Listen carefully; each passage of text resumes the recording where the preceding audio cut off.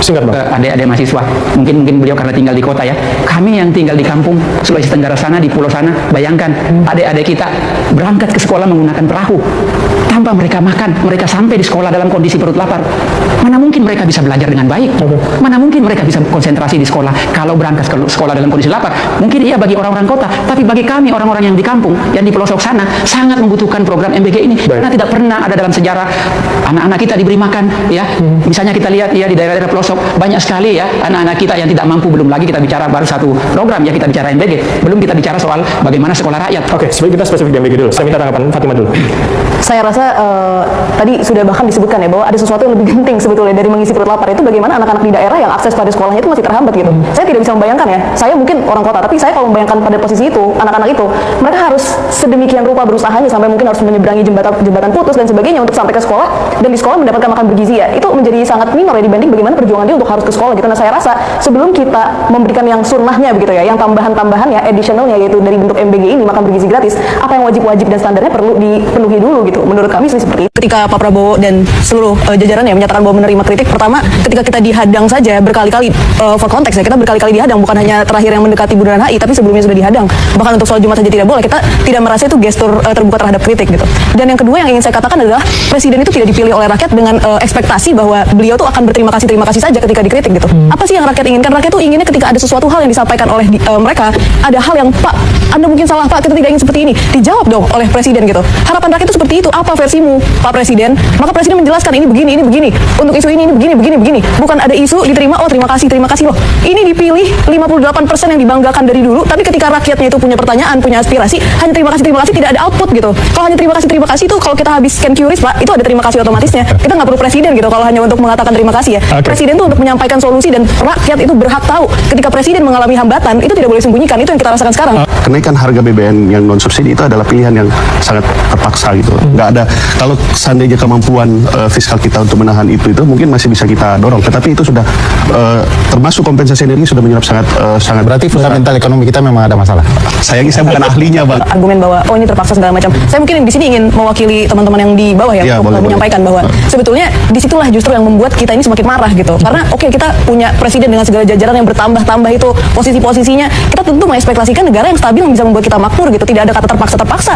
Semua sudah dijajarkan dengan begitu banyak posisi-posisi yang bahkan baru gitu kan. Itu pertama. Dan yang kedua, kita juga jadi mempertanyakan gitu, uang kita ini dipergunakan sebegitu besarnya untuk MBG dan dikorupsi, dimaling, dengan yang melakukan itu adalah ketuanya gitu, 3 orang kepalanya gitu. Ditangkap, uang kita diambil ke sana dengan budget yang sebegitu besar setiap hari, tapi tiba-tiba pemerintah mengatakan kita terpaksa harus menaikkan BBM, kita lagi yang menanggung. Jadi kita harus seperti subsidi silang untuk korupsi mereka yang menjalankan proyek ini gitu. Nah ini yang sebenarnya menyakiti hati rakyat. Berkali-kali mencalonkan diri, kita merasa punya ekspektasi bahwa Pak Prabowo ini akan sangat respect gitu kepada rakyat yang sudah berkali-kali dia janjikan. Dan kalau kita ingat mungkin ya, dalam berkali-kali Pak Prabowo mencalonkan diri itu dia menjanjikan kepada berbagai macam kelompok rakyat juga gitu. Nah sehingga kita bisa asumsikan bahwa Pak Prabowo ini telah berjanji pada seluruh kelompok yang ada di Indonesia gitu, dengan berbagai keanekaragamannya begitu ya. Nah tapi yang kita lihat adalah dalam statement-statement Pak Prabowo itu seringkali membuat rakyat itu sakit hati. Bagaimana mungkin tidak sakit hati? 58% orang memilih Pak Prabowo, tapi Pak Prabowo ketika menghadapi kritik di podium gitu ya, dijadikan bahan untuk mengekspresikan hal-hal yang seperti bercandaan dan seperti tidak respect begitu, dan menyampingkan orang-orang yang memberikan kritik, dibilang antek-antek asing dan sebagainya.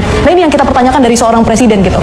Nah terutama kita juga melihat bagaimana Pak Prabowo ini pada poin yang berikutnya ya, bahwa dikatakan tadi juga sudah dikatakan bahwa oh Pak Prabowo ini terbuka terhadap kritik dan sebagainya. Tapi ketika kita aksi, ada TNI yang turut untuk mengawal gitu ya demonstrasi kita, dan perlu dicatat bahwa ini adalah sesuatu alarm gitu ya bagi bangsa kita, bahwa turunnya TNI untuk menghadapi demonstrasi ini pertama kali terjadi pasca reformasi, dan terjadinya ketika Pak Prabowo menjadi presiden. Jadi bayangkan ya, kita seperti mengalami dejavu gitu terhadap sejarah bangsa kita. Nah kira-kira ini ya salah satu hal ya yang perlu kita highlight dari semua ini, dan saya rasa hal-hal ini menjadi latar belakang juga lah tentang bagaimana sikap Pak Prabowo menghadapi rakyatnya yang membuat kita akhirnya turun ke jalan seperti itu. Tentu saya sebagai mahasiswa kedokteran sangat mempertanyakan ya kalau alasan yang terus-terusan digaungkan sampai hari ini bahkan itu masih tentang menyelesaikan perihal stunting gitu ya. Kita semua saya yakin sudah tahu lah bahwa bahkan sejak masa pemilu saja ketika debat capres sudah banyak sekali pakar yang menyebutkan gitu bahwa stunting itu tidak tepat ketika ditreat dengan MBG, makan bergizi gratis yang diberikan pada anak sekolah yang momentum 1000 hari pertamanya itu sudah terlewati. Sehingga menurut saya perbedaan pendapat itu tidak apa-apa, tapi kalau seandainya ada satu hal fundamental secara sains yang memang sudah tidak sesuai, apakah itu masih perbedaan pendapat atau memang sesuatu yang perlu diperbaiki gitu. Kalau menurut kita pribadi dalam tuntutan kita meminta untuk MBG ini diberhentikan sebetulnya. Tapi apa yang membuat kita sampai pada kesana ya pada akhirnya adalah pertama kita tidak melihat Bapak Prabowo itu punya tujuan yang cukup jelas untuk menginvestasikan sebegitu banyak uang untuk program tersebut gitu. Karena alasan stunting itu juga sudah bagi kita kurang masuk akal seperti itu. Sehingga ketika tidak ada alasan yang sebegitu mewajibkannya dana sebesar itu untuk dikeluarkan untuk program ini, maka ya kita rasa urgensinya untuk tetap dilakukan tuh belum cukup kuat gitu. Saya pribadi memandang bahwa momentum ini memang bagus sekali untuk mereka yang ingin mempersembahkan loyalitasnya kepada Pak Presiden Prabowo. Dan ini saya kira dimanfaatkan dengan baik oleh mereka yang melaporkan saya. Jadi saya harap Pak Presiden memberikan apresiasi terbaik bagi mereka yang sedang menunjukkan loyalitasnya. Saya pribadi akan tetap fokus untuk melakukan hal-hal yang substantif dengan tetap tentu kooperatif. Apabila kita dipanggil pihak kepolisian, ya kita akan datang. Apabila kita dimintai keterangan, ya kita akan berikan. Tapi yang jelas fokus kita adalah pada hal-hal yang substantif dan strategis, terutama untuk menjalankan peran kita sebagai warga negara yang kritis. Karena Indonesia ini kan rumah yang semua bagian bangunannya itu hampir roboh dan hanya bisa diselamatkan dengan cara mengoptimalkan seluruh peran anak-anak bangsa. Salah satu peran yang saya ambil adalah menjadi warga negara kritis yang tidak rela apabila penghancuran dilakukan oleh mereka yang harusnya melakukan perbaikan. Pasca pelaporan itu sudah ada panggilan apa Belum ada. pemberitahuan? Belum ada. Sampai sekarang belum ada pemberitahuan ya? Belum ada. Ada pendampingan dari kuasa hukum atau segala macam? Ya banyak pihak-pihak yang menawarkan bantuan hukum kepada saya dan tentu saya akan terima. Karena ada orang-orang seperti Johar ini. Karena ada orang-orang seperti yang ada kumpul tempat ini. Halo teman-teman, jumpa bersama saya di Kacamata Dangi ya.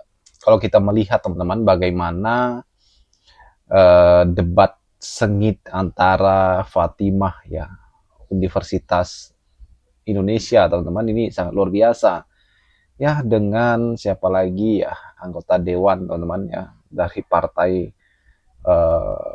penguasa ya. Dan kalau kita lihat bagaimana momen daripada Fatimah Az-Zahra ya, wakil ketua umum atau wakil ketua BEM BEM UI ini teman-teman, ini sangat luar biasa ya, sangat vokal. Dan Fatimah ini menjadi mahasiswi yang diidolakan saat ini ya, karena keberaniannya, karena memang Fatimah ini sangat luar biasa teman-teman. Kalau kemarin-kemarin ada Tio Ardianto teman-teman ya, sekarang muncul dari UI ya, Fatimah yang betul-betul berani dan vokal ya, memberikan ya kritikan kepada penguasa teman-teman. Tentunya baik Tio Ardianto maupun Fatimah ini ya beda kelas lah ya dengan mahasiswa yang dari UBK yang pernah bertemu dengan Gibran. Bagaimana pada saat itu mahasiswa tersebut ya yang dari UBK teman-teman malah mencurigakan ya, karena apa? Karena terlihat pada saat itu bagaimana ia ya kan mendapatkan tawaran lah ya dari oknum-oknum teman-teman, dan dia mengaku sendiri di depan para mahasiswa lainnya. Dan ini membuat sebuah hal yang sangat berbeda sebenarnya. Tio Ardianto, Fatimah Az-Zahra ya, itu betul-betul secara konsisten ya, secara berani teman-teman mengkritik pemerintah tanpa ada backingan, tanpa ada embel-embel dan sebagainya. Itu murni yang mereka kerjakan ya. Berbeda mahasiswa yang dari UBK tersebut teman-teman, yang kemudian malah ketahuan ya kan. Dan saya yakin bahwa bagaimana baik Tio Ardianto maupun Fatimah Az-Zahra ini memang mempunyai sebuah visi misi yang sangat luar biasa, yaitu bagaimana mempertanyakan, mengkritik, memberi saran kepada pemerintah teman-teman terkait dengan isu-isu nasional ya, baik seperti isu dolar naik, BBM naik dan sebagainya. Bagaimana menurut kalian? Kita diskusi di kolom komentar ya.